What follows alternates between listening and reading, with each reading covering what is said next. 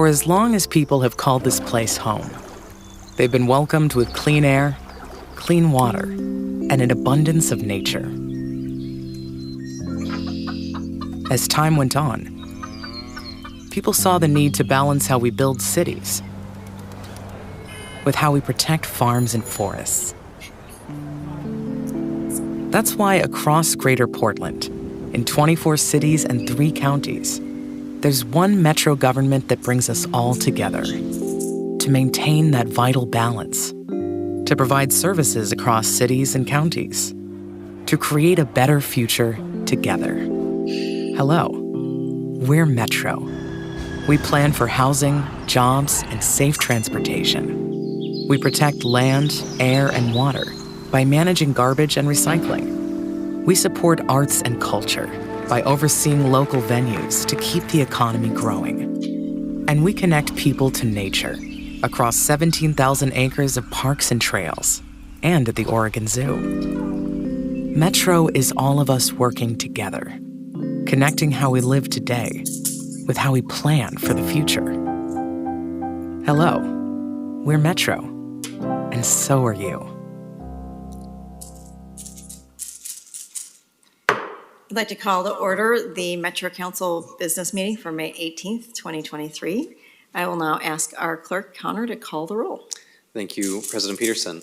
Let's go Councillor Lewis. Present. Councillor Rosenthal. Present. Councillor Nolan. Present. Councillor Simpson. Present. Councillor Wong. Present. And Councillor Gonzalez is on his way. He got stuck in some traffic. And President Peterson. Here, thank you. Before we begin our agenda items, can you please play the safety video for our in-person attendees? I'm Micah Reese, and I'm the Dive Safety Officer here at the Oregon Zoo, and safety is a big part of my job. Some of the things we consider here is diver safety. I'm out here at the Oregon Zoo, and you're at the Metro Regional Center. The council chamber is located on the 3rd floor of this building.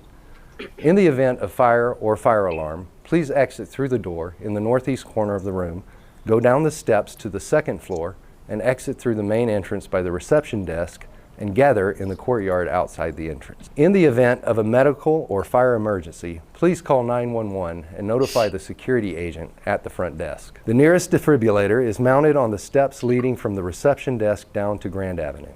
Thank you.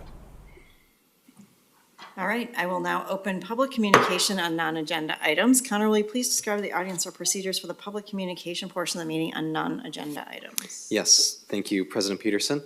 So if anyone wishes to testify on non-agenda items, now is the time to do so. Public testimony will be limited to 3 minutes, and I'll manage a timer to go off at the 3-minute mark. If you've not already signed up to speak, you can do so now. If you're joining us in person, you can sign up by filling out one of the blue cards in the back of the room and bringing that up to me. If you're joining us virtually on Zoom, you can sign up now by hitting the raise hand button. Depending on your version of Zoom, the raise hand button is at the bottom of your screen or within the reactions tab. So for those testifying on Zoom today, I will call your name. You'll see a window pop up asking you to accept a promotion to a panelist. Once you accept that promotion, you'll be able to turn on your camera and unmute yourself. So as a final reminder to everybody testifying today, you do not need to give your physical address. However, please do identify yourself for the record before testifying.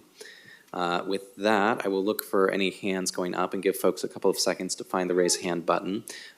Counselors and President Peterson, we have not had anybody sign up in advance to speak today, nor have we had any written testimony submitted. And with that, after a couple of seconds, I still don't see any hands up. President Peterson. All right, well, thank you. I will then close public communication on non-agenda items, and we'll move on to consent agenda. Today's consent agenda now consists of 5 items: consideration of the April 6, 2023 council meeting minutes, the April 11th, 2023, the April 25th, 2023, the April 27th, 2023 council meeting minutes as well as resolution number 23-5317 for the purpose of adopting the fiscal year 2023 to 24 Unified Planning Work Program and certifying that the Portland metropolitan area is in compliance with the federal transportation planning requirements. Do I have a motion on the consent agenda? So move. Second. It's been moved by Councillor Simpson and seconded by Councillor Lewis, and I see a hand raised for discussion. Councillor Rosenthal. Yes, I would like to request that we vote on resolution 25-5317 separately from the other consent agenda items. Okay, for future reference, probably we need to ask for removal of that prior. But if there's a friendly amendment to move that out, My apologies if everybody moved so quickly, I didn't get a chance. that's okay. You can also let me know ahead of time. Counselor Simpson, is that okay if we rescind that and start over again? And we will, how do I rescind? We do have Carrie on Zoom. Thank you. yes. There's Carrie. Thank you, Gary. Good morning, council. Because under the council rules, a councilor can request to withdraw at any time. I would just simply reset Council President Peterson and restate the items for the consent agenda and then ask for a motion. Thank you. All right, the consent agenda consists of the April 6th, 11th, 25th, 27th, 2023 council meeting minutes with the withdrawal of resolution number 23-5317 as presented in the agenda. Do I have a motion on the consent agenda as proposed? So move adoption. Second. It's been moved by Counselor Nolan and seconded by Counselor Lewis. All those in favor, Aye. say aye. Yes. Aye. All those opposed? It passes. We'll move on to resolution number 23-5317 for the purpose of adopting the fiscal year 2023-24 Unified Planning Work Program and certifying that the Portland metropolitan area is in compliance with federal transportation planning requirements. I will ask for a motion and a second, and then if there's any further conversation, we can have it then. Is there a motion? So moved. Thank you. Is there a second? Second. It's been moved by Counselor Lewis and seconded by Counselor Simpson. Counselor Rosenthal, do you have some comments to make? Well, just a comment that I don't feel that I have had a chance to review that, and I think it's substantive enough that I'm not opposed to it, but I just don't feel competent to vote for it or against it, so I will abstain. All right, well, thank you. And just for the record, I did note this to the CEO's office before the meeting, yesterday, in fact. Thank you. With that, we'll move on. All those in favor say aye. Aye. Yes. All those opposed? And the motion passed, all those abstaining, Abstain. one abstention. But it does pass. Thank you so much. Counselor, we can always have more conversation on things that are not as closely in need of a timeline. This needed to go today. So I'm sure that we could have gotten you more information if we had known ahead of time, but I just want to let you know that there is a timeline and ODOT needs this like yesterday. I'm aware of that, and I Okay. knew it would pass. All right, thank you so much.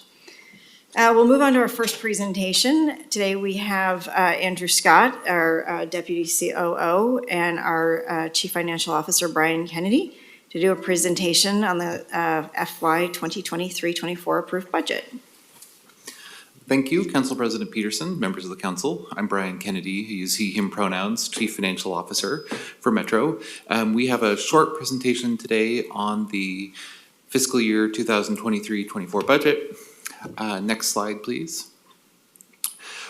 What we wanted to do today is just give you a quick roadmap of what's coming in the next several weeks as we get closer to budget adoption in June. So today we have another opportunity for budget discussion and a public hearing. Again, next week we have time reserved on the council agenda for budget discussion and a public hearing. June 1st, as we discussed previously, is a Tax Supervising and Conservation Commission meeting and public hearing. On June 2nd is the deadline for budget amendments and budget notes to Finance and Regulatory Services. We did push that due date out a day or two, so the new deadline is June 2nd. I know many of you have been working with council office staff and other staff, but if you have any need for assistance on budget notes or amendments, please don't hesitate to reach out. Next slide, please. June 13th, we have kind of a final opportunity for discussion of those, or opportunity for discussion of the budget amendments and budget notes. That's a Tuesday work session. Then on June 15th, we have the first reading of the resolution to adopt the budget. Council will consider any budget notes and amendments that have been submitted, and then we have a final public hearing leading to your consideration of the budget for adoption on June 22nd. That concludes my presentation. I'm happy to answer any questions. Councilors, any questions before we move into a public hearing on the fiscal year 2023-24 approved budget? Seeing no hands raised. Thank you, Brian, much appreciated. I will now open up the public hearing on the fiscal year 2023-24 approved budget. Connor, will you please describe to the audience our procedures for the public hearing? Yes, thank you, President Peterson. So if anyone wishes to testify on the FY 2023-24 approved budget, now is the time to do so. Public testimony will be limited to 3 minutes, and I'll manage a timer to go off at the 3-minute mark. If you've not already signed up to speak, you can do so now. If you're joining us in person, you can fill out one of the blue cards in the back of the room. If you're joining us on Zoom, you can sign up by hitting the raise hand button. As a reminder to everybody testifying today, you do not need to give your physical address, but please identify yourself for the record before testifying. And once again, for those joining on Zoom, I'll call your name and promote you up to a panelist when it is your turn to testify. So with that, I will look in our physical and Zoom audience and give folks another couple of seconds to get their hands up. And with that, President Peterson, I don't see any hands going up, and we haven't had anybody sign up in advance to testify on this item today. Great, and seeing no one rushing forward, I will close the public hearing. I want to thank everybody who has worked to get us to this point. All staff, all counselors, our entire exec team, to make sure that we get this moving and make the changes that we thought were necessary for moving out of the pandemic and into the next set of priorities that we have. So thank you. With that, we'll move on to our resolution number 23-5322 for the purpose of selecting 3 Parks and Nature Bond large-scale community visions projects and awarding funding for the initial program cycle. I feel like these titles are getting longer and longer. It's called transparency. It is called transparency. Every word that we can find in the dictionary. The past few years, Council, you know that we have shown how important parks and natural areas are to our region, and we appreciate hearing from staff on how bond investments in parks, trails, and natural areas are ramping up across the region. Today, we are here to consider approval of the resolution to support funding for 3 projects in the large-scale Community Visions pilot program. The Council included this program in the 2019 Parks and Nature Bond measure to increase our ability as an agency to invest in nature uplift in a way that supports projects of regional significance and leverages regional priorities around housing, transportation, and workforce, as well as habitat restoration. In 2020 and 2021, Council gave staff direction to prepare an initial Council-driven pilot round to help us understand community needs and project opportunities aligned with these goals. Because of that, staff worked to create a pilot handbook in spring 2022 to release a notice of funding availability. The proposed action today would allow this program to take a significant step forward by designating the current funding available in the pilot round as a ceiling for each project and assumes that project partners will be successful in identifying additional funding. We're excited to see the unique proposals that came forward from the community, and I'm looking forward to seeing the projects continue to develop and evolve. And we have John Blasher and MG here to give a presentation. Come on forward.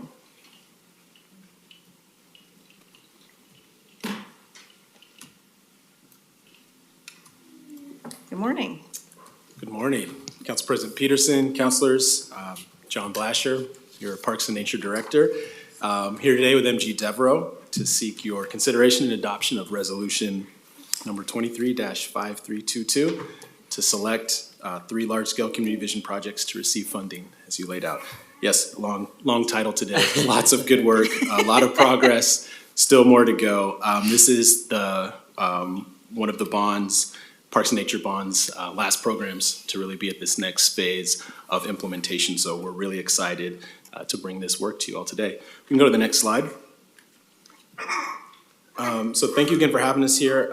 Before I jump into the presentation, where actually MG goes into the in-depth of the presentation to designate some project awards, wanted to just highlight some of the great work that has taken place across the bond as part of this program. It's one of 6 in the Parks and Nature Bond that was passed to the region's voters in 2019. And I want to thank Council's leadership and all the staff work and the partnership that's gone into this with all of our park providers and community organizations. Some things that are going really well, we continue to have our land acquisition program ramping up with more acquisitions coming into the overall portfolio. We have anticipated some execution of IGAs with Portland Parks and Rec and Wilsonville and Forest Grove for local share projects. And the Nature Neighborhoods community grants are in full swing with the community choice grant solicitation phase that just closed. There's something like 100 projects that have been proposed by community members out in District 4. And then the initial round of the capital grants for Nature Neighborhoods will be coming to council soon. So it's a lot of great work that's happening. And this large-scale community visions program created by you all really helps to center nature as a major uplift and leverage those green dollars to be a catalyst into other projects that include supporting job opportunities, affordable housing, and safe, reliable transportation. These projects are transformative and really have some opportunities for regional significance. In this first phase, we had a lot of opportunities to connect with several folks and start to generate some interest in projects that we think can really pair up well with this program and the bond and all of the work that Metro has been doing to advance affordable housing, safe, reliable transportation, and investments in the economic infrastructure of the region. So this pilot round helps us also highlight a lot of the potential and a lot of the opportunities for growth as you all consider the next rounds and what that looks like. But we're very excited to be here today to talk about where we are in the process and get your consideration. So with that, I'm gonna pass it to MG, go into the depths of the project and where we are. Thank you, Director Blasher. My name is MG Devereaux. I'm the Deputy Director for Metro Parks and Nature, and I use he, him pronouns, and we can move to the next slide. In 2022, the Metro Council approved a pilot program handbook to govern an initial solicitation for up to $10 million for projects that meet bond and program criteria and goals of the large-scale community visions program. During the solicitation, 4 letters of interest were received, and park staff reached out to the region's park providers, jurisdictions, community-based organizations to understand the project opportunities that may be eligible for the pilot round. Staff shared the opportunity through Metro's websites with hundreds of former and current parks and nature grant recipients and with housing and community development-focused organizations through collaboration with the Planning, Development, and Research Center team here at Metro. In spring 2022, Metro Council approved a handbook for pilot project solicitation for up to $10 million, which received those 4 letters of interest and 3 full applications. In April of 2023, the Metro Council reviewed the staff evaluation of different applications and directed staff to return with a COO recommendation for advancing all 3 projects for eventual funding awards. I'll just note that the lens for which the staff used to evaluate these project proposals are grounded in the bond measure requirements and the large-scale community visions pilot handbook, which includes addressing legal requirements for bond funding, alignment with the bond criteria, certainty and anticipated timing of the work needed to achieve long and short-term impacts described by the project proposals, the right sizing of Metro's role in supporting the delivery of these projects, demonstration of success for a new program of Metro Parks and Nature, expediency of the bond spending rate, and the development and continuation of strong relationships with applicants. Next slide, please. Briefly, the 3 projects considered for designation include the Trust for Public Land North Tualatin Mountains Forest Site acquisition, which would acquire private timber property in the Tualatin Mountains, providing significant nature uplift by establishing a large working research forest.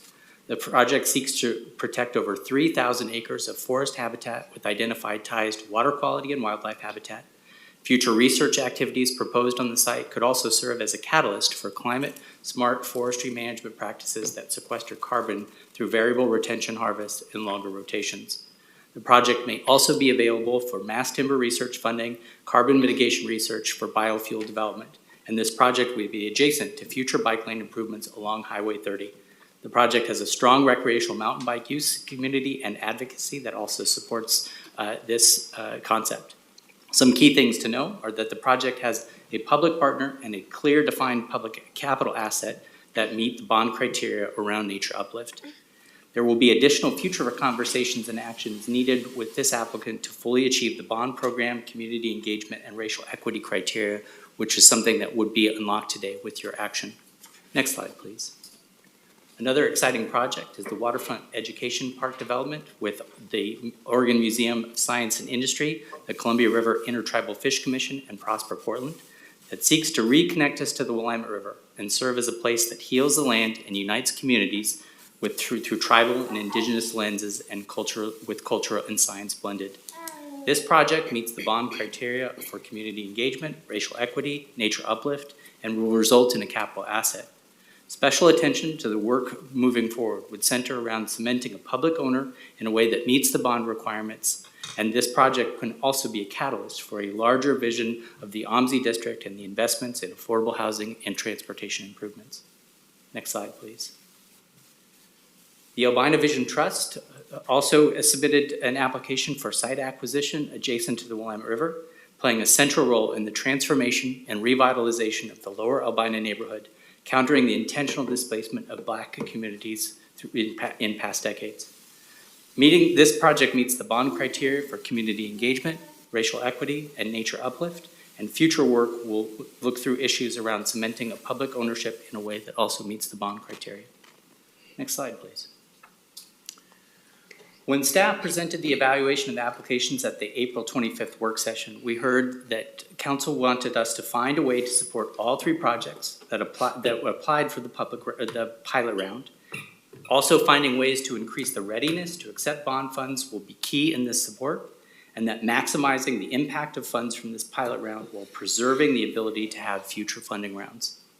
Next slide, please. So Resolution 23-5322 would have council action today that divides the current funding available in the pilot round as a ceiling for each project and assumes that additional funding would be identified. More importantly, the resolution unlocks the next gateway for each project to work collaboratively with Metro staff to define the needed technical support and project potential as a catalytic effort for the region. Furthermore, designating these three efforts as a large-scale community vision project can now receive additional support from Metro in the form of technical assistance and funding from the 2019 Parks and Nature Bond to become ready to receive those funding awards. Given that this program is new to Metro, the COO recommends that the following supporting activities to ensure staff can carry out council's policy objectives to support a successful pilot round, right-size Metro's role in project development, and match the appropriate resources for the project needs. Not to exceed the $10 million threshold in the pilot round by exploring relevant funding opportunities across the entire Parks and Nature Bond. We feel like based on our conversations with each of the applications and what their current needs are and their different timelines and the status of each of these three projects, this amount as allocated to the three projects matches the need and preserves the flexibility to support the projects in additional ways as the future determines.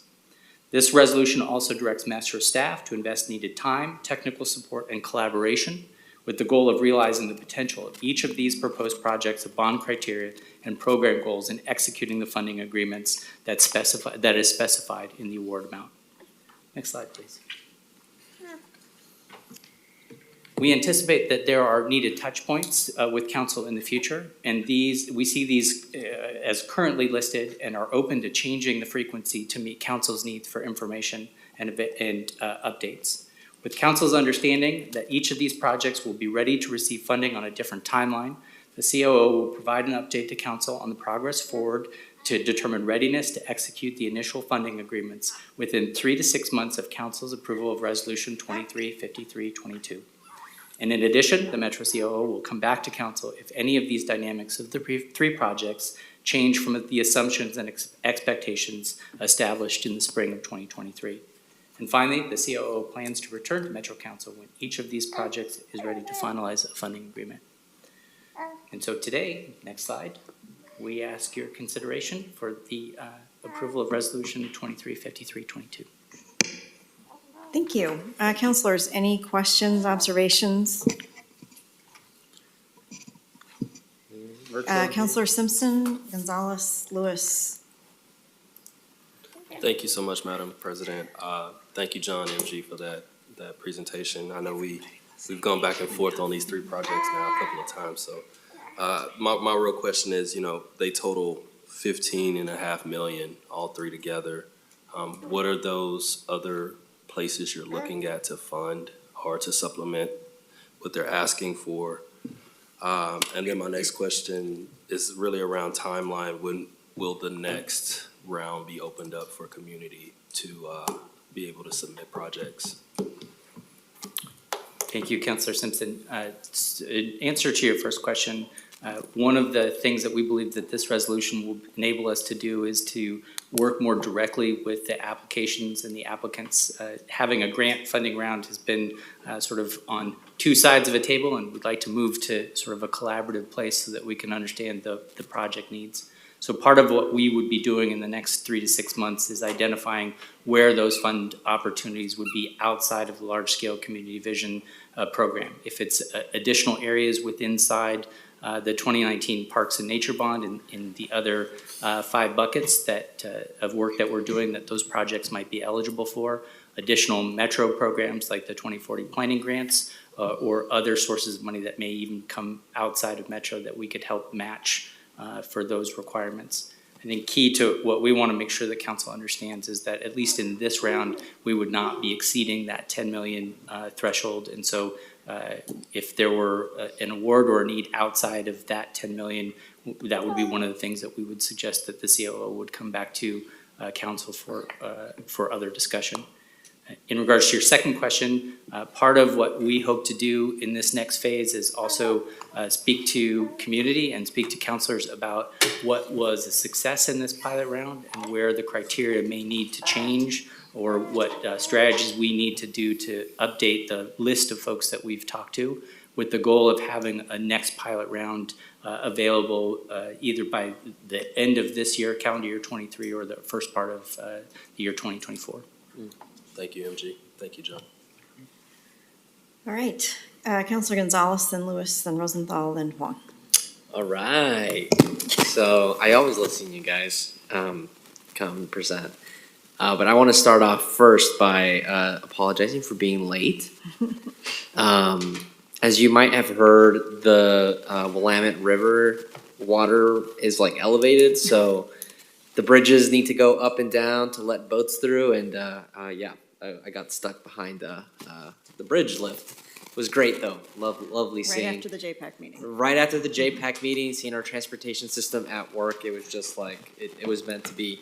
But on this topic, I just also really want to acknowledge how much work it takes, and you and your teams have invested into making this idea. And I was talking with President Peterson a little bit earlier because, you know, just seeing this come up to the agenda just brought back good memories about the visioning and scoping for the Parks and Nature Bond. And a few of us had this crazy idea. I mean, like, oh, what if we, you know, created a new bucket or fund within the Parks and Nature Bond to do cool urban transformation projects? And, you know, here we are at a pilot stage, months and months of work. And so anyway, I just, you know, it's remarkable to see, you know, what it takes to go from idea to concept to implementation to pilot. And it's just so beautiful to see the public policy process work and with your leadership on that. So anyway, just wanted to, like, you know, that's my umbrella of commentary there.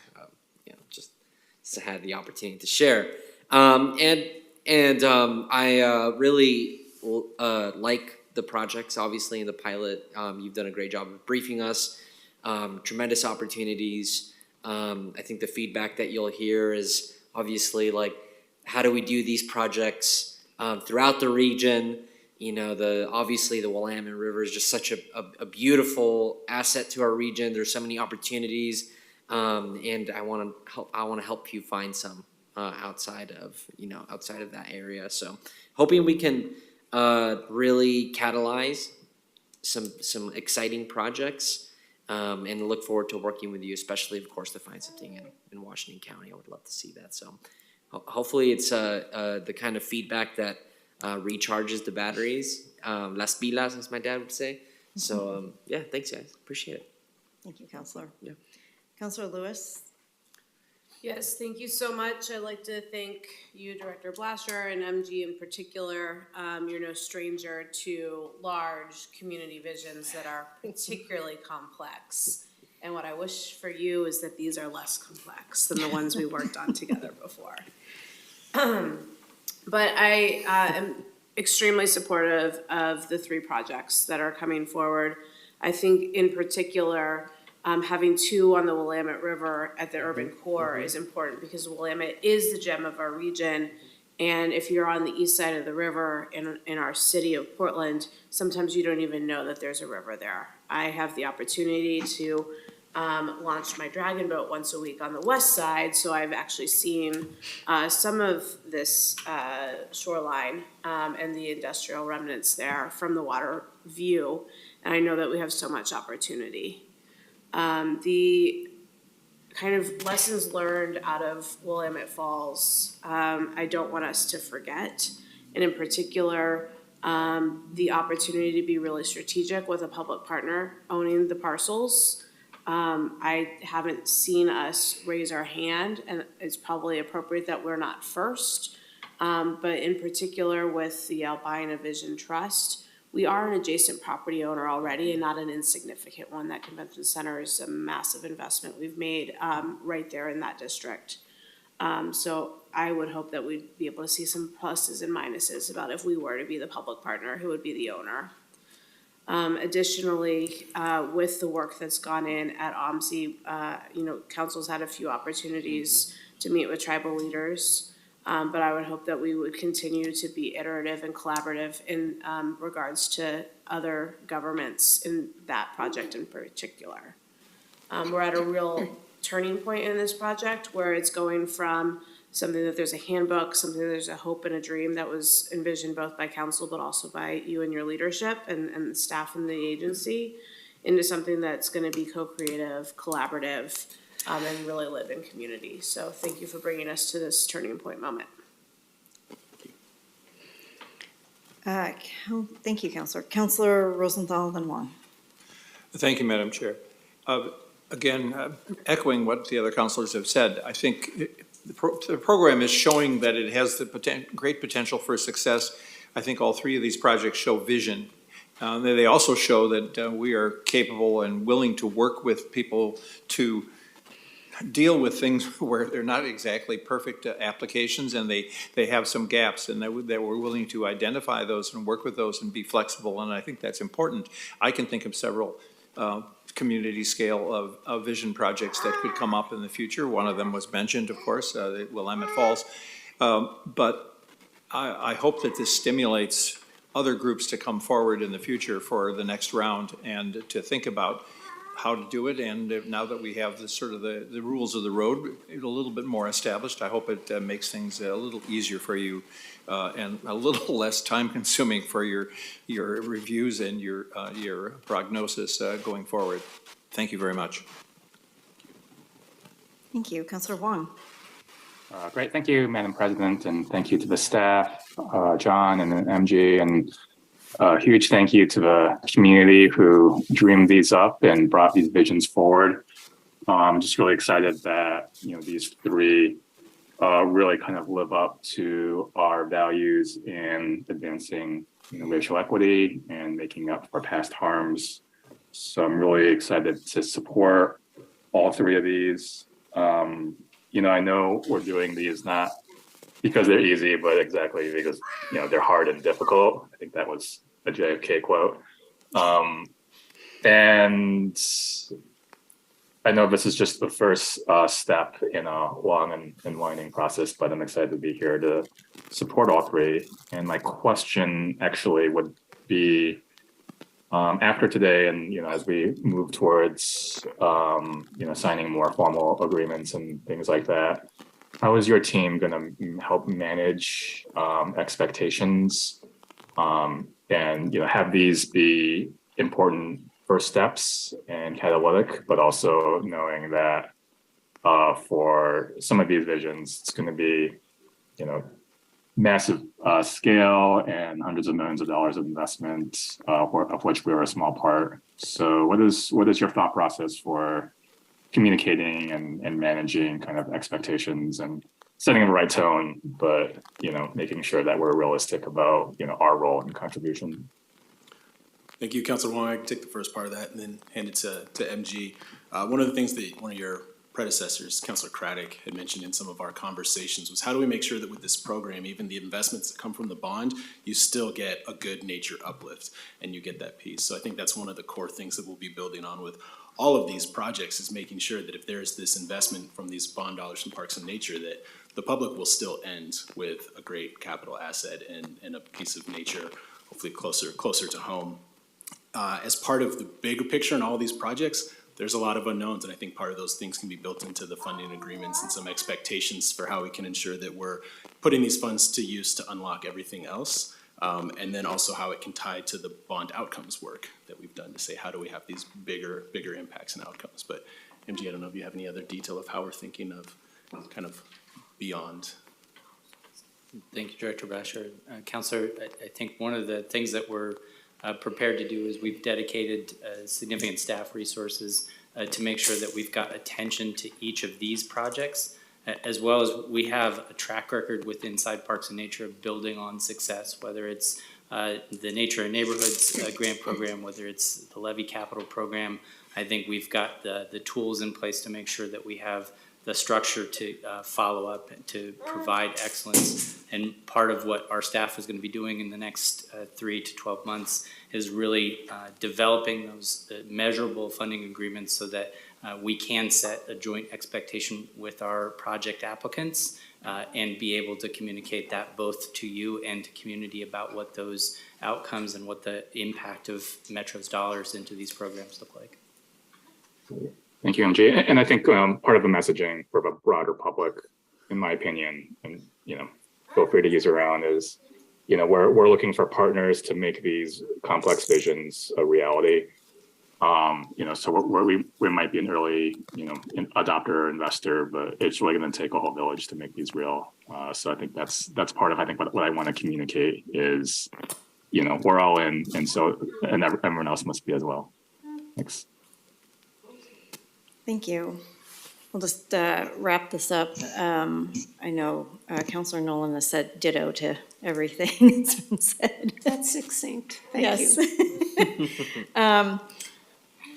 The conversations that we first had when we were developing the bond measure around this concept, I know were strange and new and weird. But as I sit back, I am completely influenced by my entire professional career by Metro 2040 growth concept. And it is completely out of date in so many different ways. But it is Metro's, it is the region's. It's its road, it's its path, it's its journey that it's been on to become this exceptional place. And parks were not a part of the 2040 growth concept. We have a core mission, whether it's the Oregon Zoo or whether it's here, of conservation and habitat restoration. And we have not lost that. But that conversation was hard of how do you take that dollar for habitat conservation and get the same outcome but do it in a different way. And we know that we already have a pilot project that we currently are underway with that is actually part of this bucket of money, and that's the Willamette Falls. So I think developing a wider berth of what does it mean to be a complex urban economic kind of project. I think the range of projects in here is incredible. I agree. We need to focus on everything outside the core going forward. I think we've done a lot here and we will continue doing a lot of good work here. It needed help, right, to get all of these off the ground. But there's a lot that we need to work on with our community partners outside of this core part of our region. So I would just encourage us to start early, start now, and encourage our regional partners to start thinking what potential there is out there for future rounds. So I'm excited to be here. I just want to say, if you want proof of what Metro 2040 has accomplished, it is the ability to take $1 and make sure you're getting multiple outcomes. And we have a lot of agencies, a lot of departments in those agencies that see their money as their money for one purpose and one purpose only. And when we do that, we lose the opportunity to do so much more. And so I'm just grateful that we all grew and figured out how to do this together, and appreciate the cross-cutting work that Metro really forced us to happen so that we can make more than one multiple vague and conflicting goal happen. So thank you so much. With that, do I have a motion for? I move to adopt. For resolution number 23-5322 for the purpose of selecting 3 parks and nature bond large-scale community vision projects and awarding funding for the initial program cycle. I heard a motion made by Councilor Rosenthal. Is there a second? I seconded, Counselor Gonzalez. Thank you, Councilor Gonzalez. Any further comments, questions, councilors?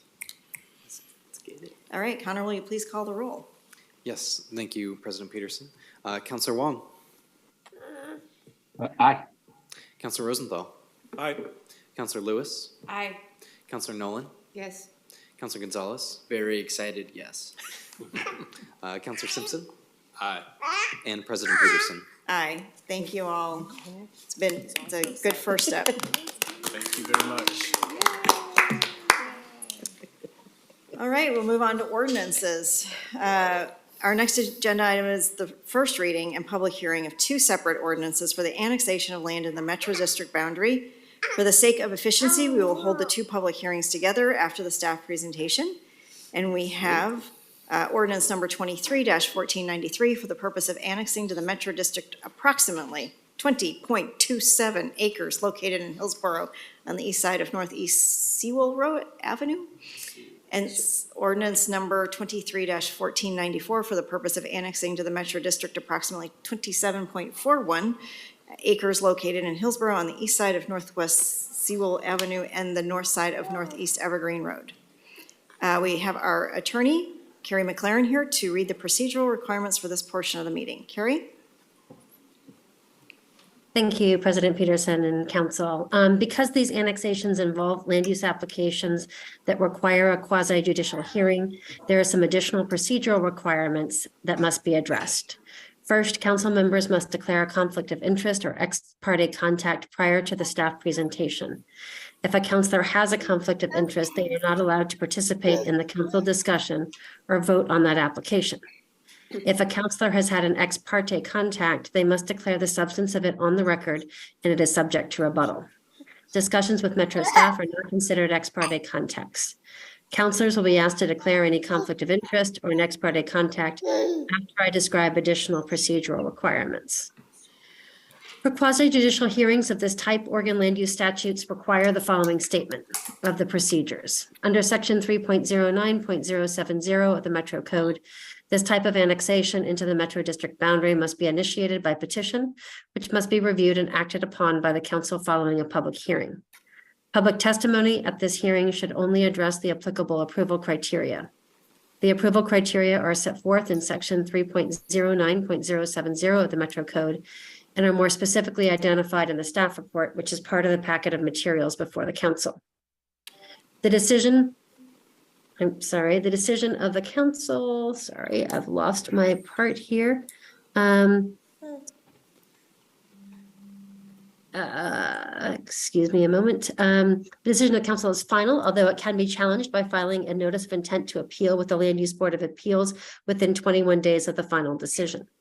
If any person fails to raise an issue in person during the hearing or by letter, or fails to provide sufficient evidence to allow the council to respond to an issue, that issue may not be the basis for an appeal. Taluba, failure of the applicant to raise constitutional or other issues relating to proposed conditions of approval with sufficient specificity to give the council an opportunity to respond to the issues precludes an action for damages in circuit court under ORS 197.796. I'll now just briefly review the hearing procedures. Metro staff will present a short report. The staff report will describe the proposal, identify the applicable approval criteria, and summarize the staff recommendation. If the applicant is here, they then make a presentation to the council in support of their application, and following the applicant's presentation, other persons in support of the application will be given an opportunity to speak. Opponents of the application, if any, will have the opportunity to speak next, and the applicant may then rebut any testimony from opponents.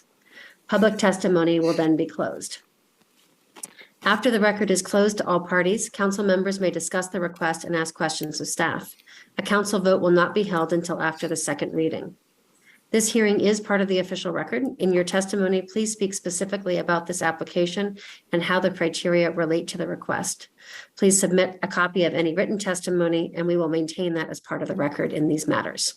That concludes my overview. President Peterson. Thank you, Carrie. The case matters being reviewed are ordinance number 23-1493 for the purpose of annexing to the Metro District approximately 20.27 acres located in Hillsborough on the east side of North Sewell Avenue, and ordinance number 23-1494 for the purpose of annexing to the Metro District approximately 27.41 acres located in Hillsborough on the east side of Northeast Sewell Avenue and the north side of Northeast Evergreen Road. Council members, have you had any ex parte contacts to disclose? No. Seeing none. Councilors, do you have any conflict of interest to declare? No. No.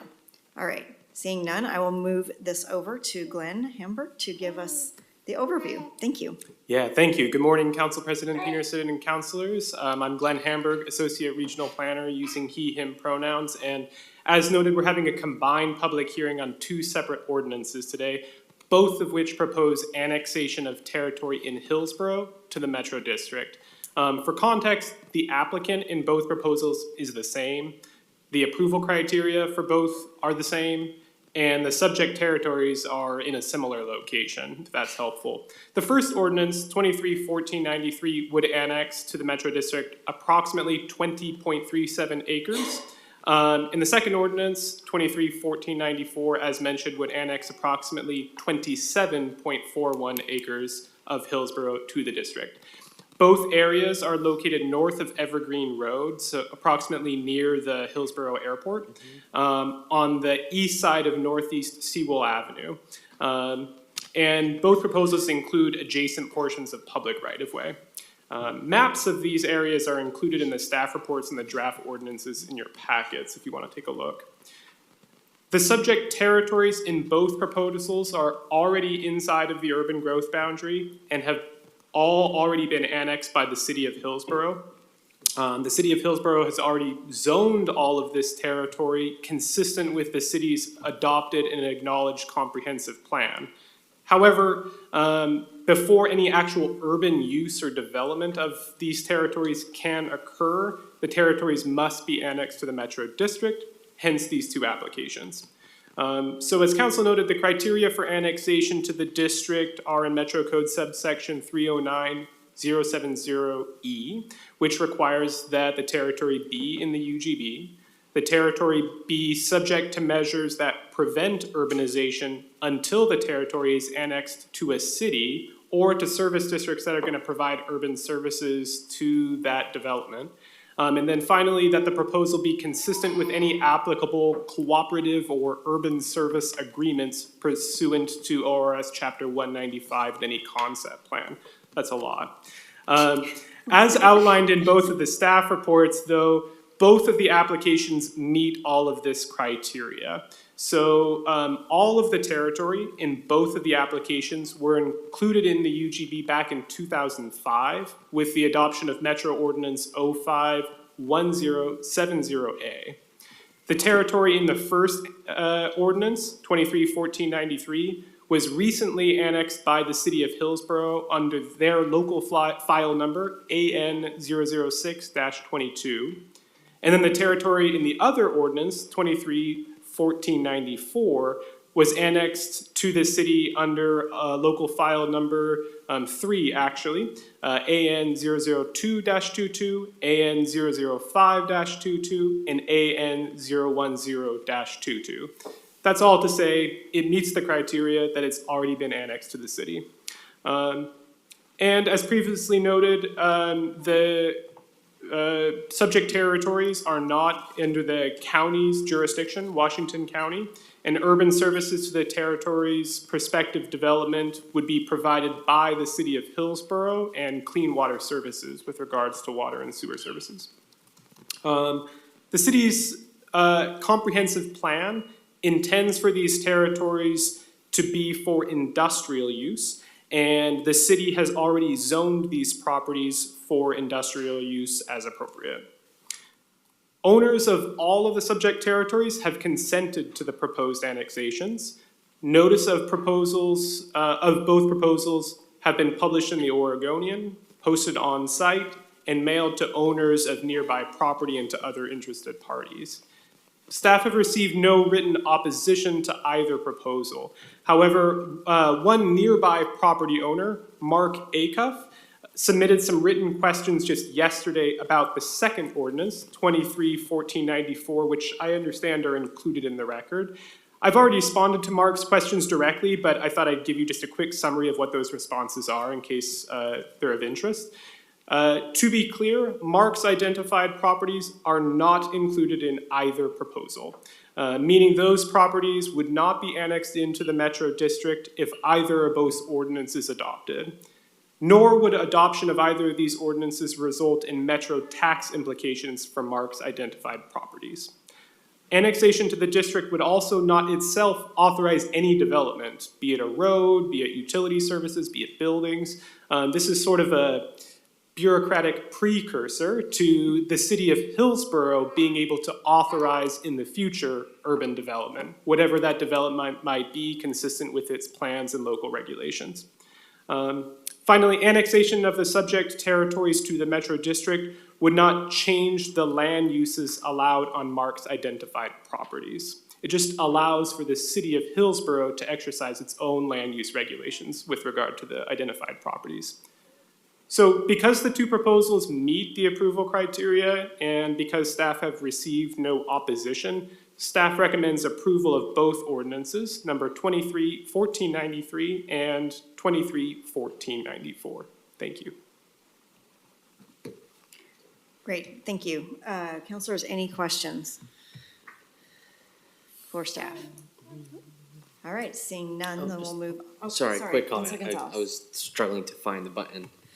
Well, thank you for your hard work. You know, this is a good done technical process. All the things have been checked and marked and all that. I did want to make a short comment related to this area, but not related to the resolution. So, you know, as we know, employment lands have been an important goal for this council and for the state. And I think it was a week ago or so, the Oregonian released an article about the prominence of data centers in our prime industrial land in Hillsborough.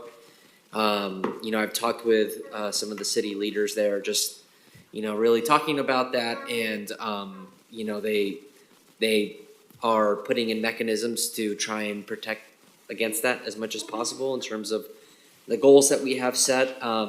Again, I know that's not necessarily related to this specific action that we're taking, but again, I just think it's really important that as our region grows, as we add industrial and employment lands, that we're really making the most of it. And I think most folks here would agree.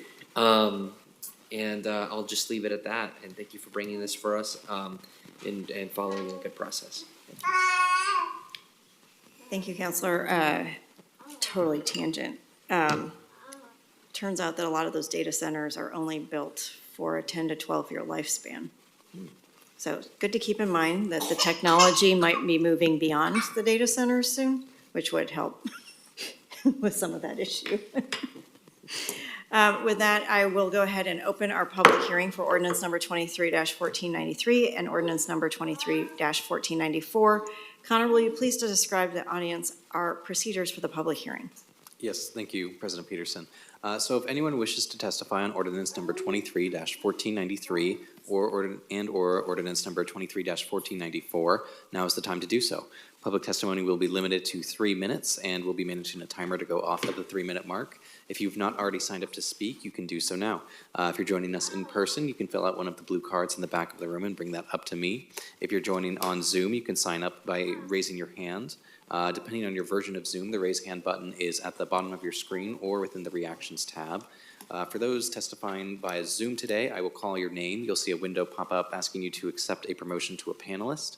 Once you accept that promotion, you'll be able to turn on your camera and unmute yourself.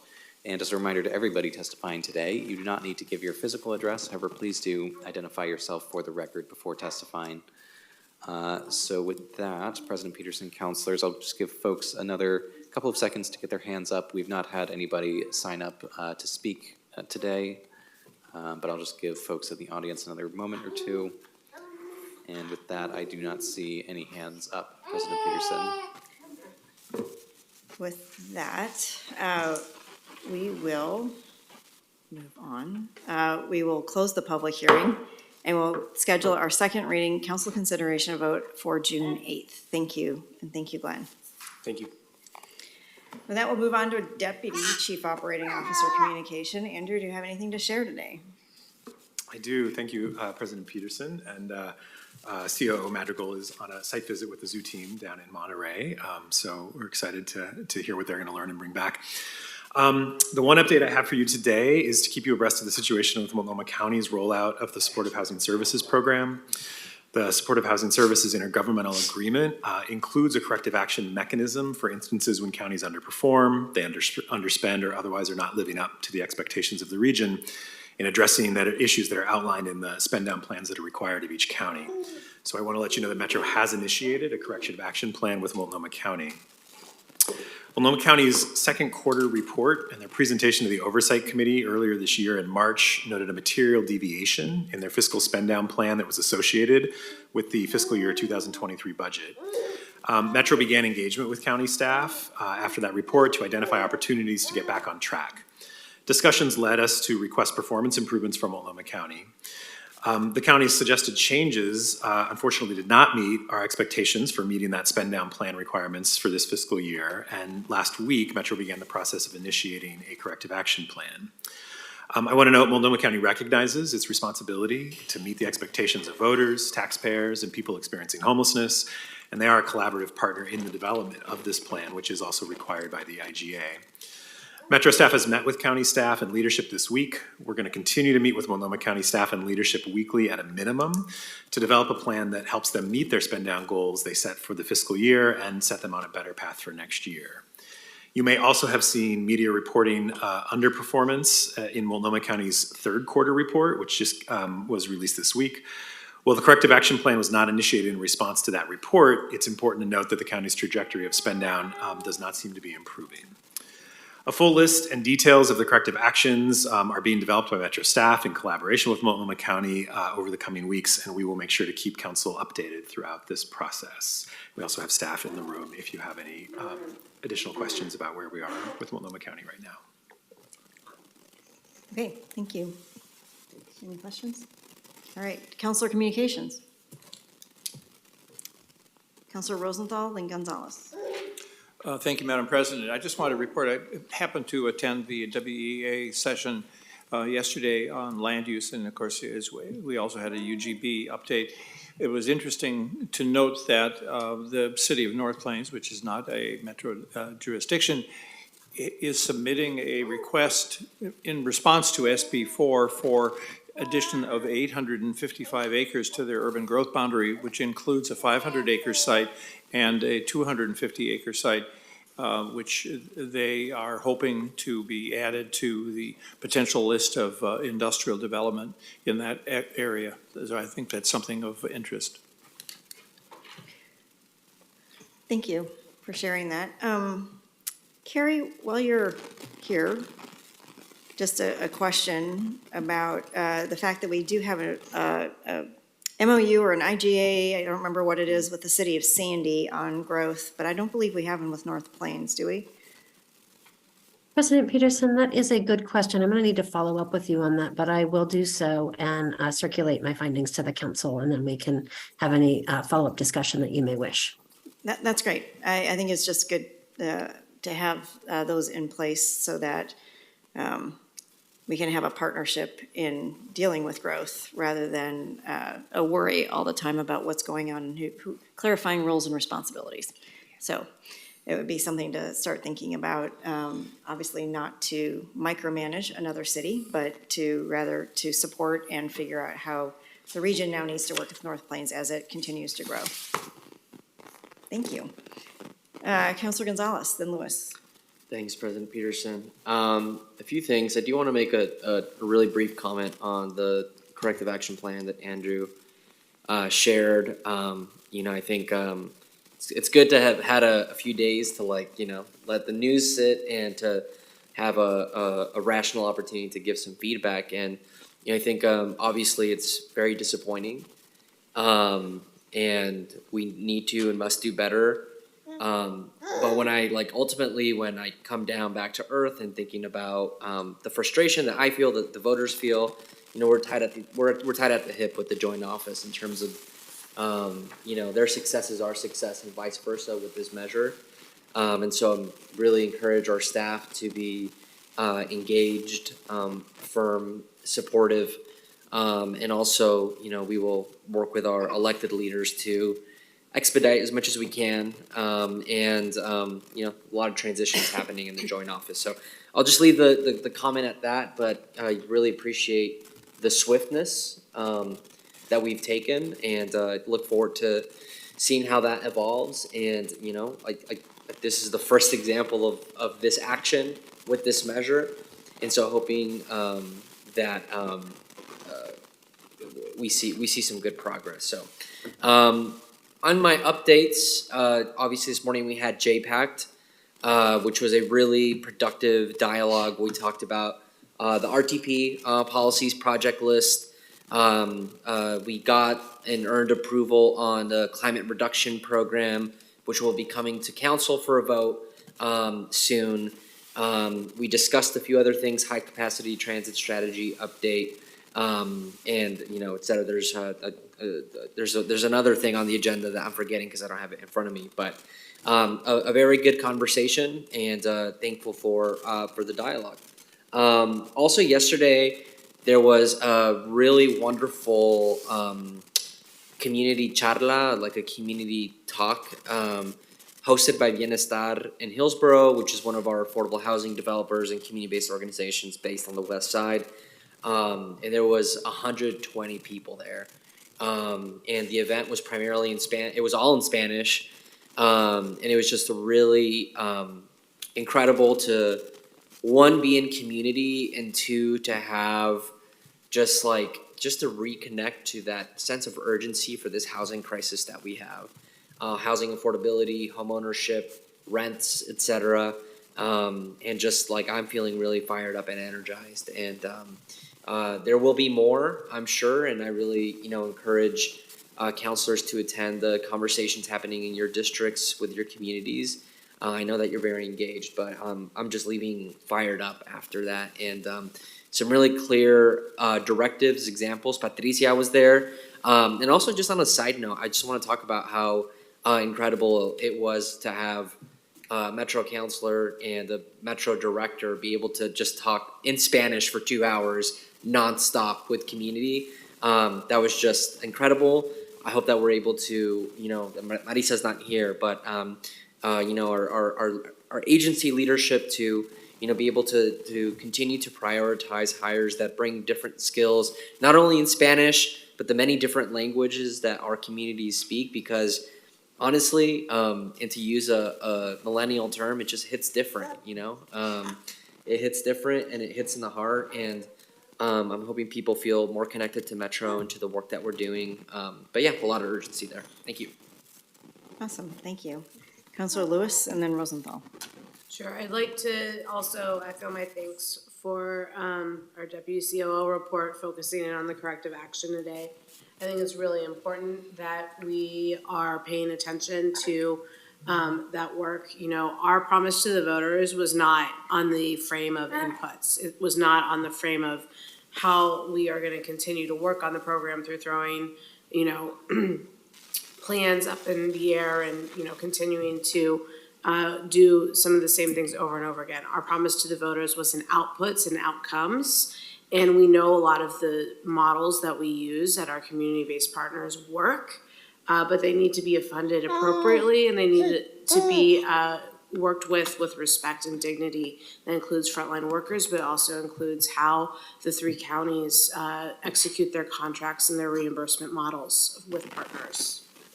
My report for today is as one of the legislative liaisons. It is crazy making down in the legislature right now. Yesterday, was the final revenue forecast before the end of session.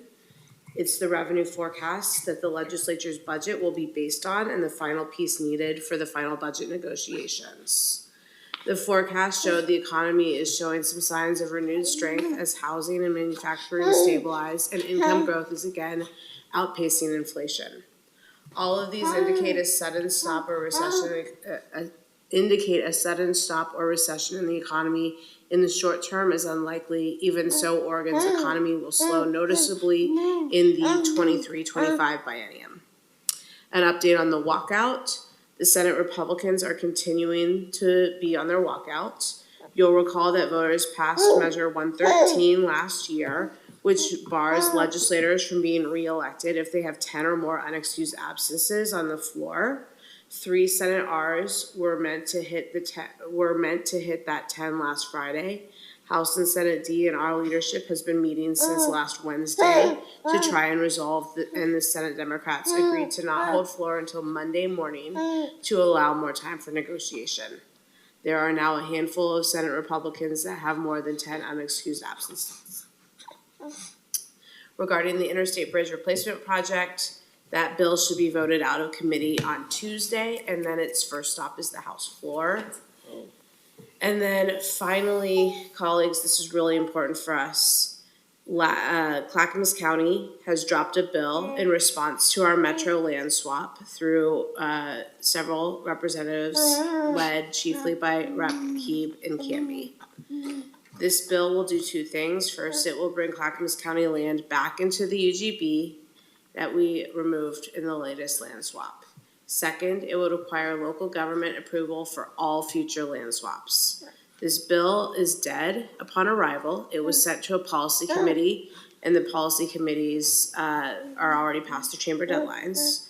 However, the bill will receive a courtesy information hearing. So despite the fact this bill isn't moving, it is getting airtime. And that is the end of the legislative report. Great update. Thank you. Councilor Rosenbaum.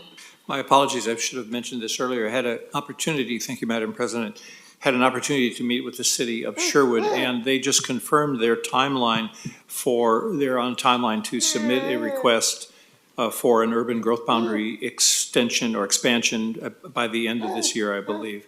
And so they're moving forward, and they weren't entirely happy with our solid waste rates decision, but there's not much we can do about that. All right. Any further councilor communication? Seeing none, I will adjourn the council meeting until our next regular scheduled meeting, May 25th at 10:30 a.m. Thank you, everybody.